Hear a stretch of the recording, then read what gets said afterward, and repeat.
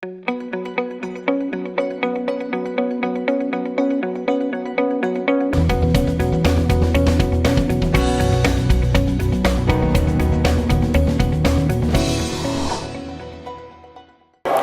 seja bem-vindo ao Tribuna Uni Toledo, o seu canal universitário de comunicação jurídica.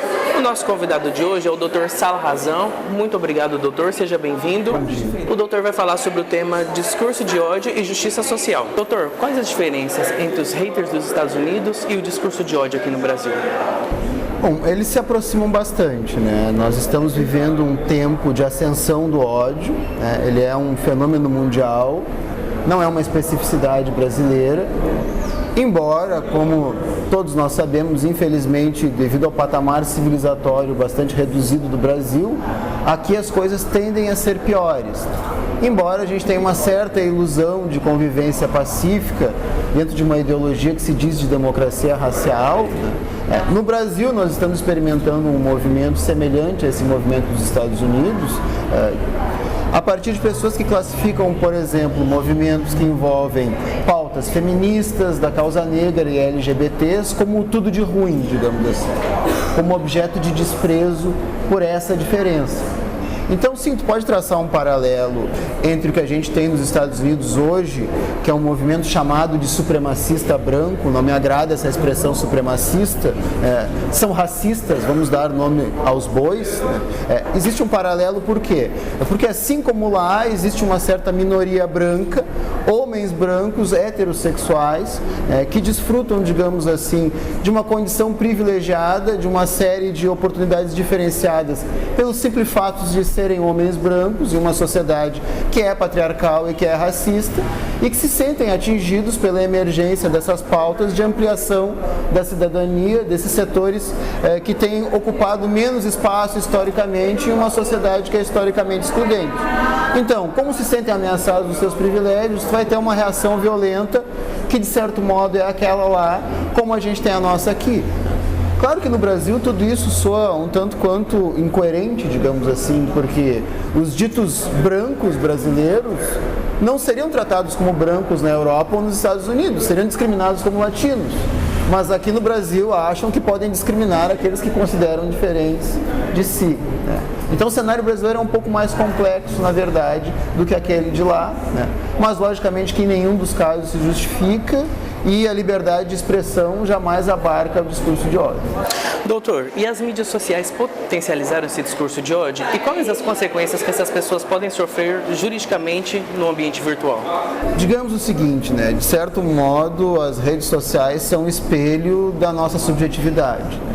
Tanto daquilo que ela tem de bom, quanto daquilo que ela tem de ruim, digamos assim. Esses dias eu me deslocava dentro de um aeroporto, naqueles ônibus que fazem o traslado, e aí de pé eu assistia um homem de seus 50 anos de idade, né, olhando o seu feed de notícias no celular.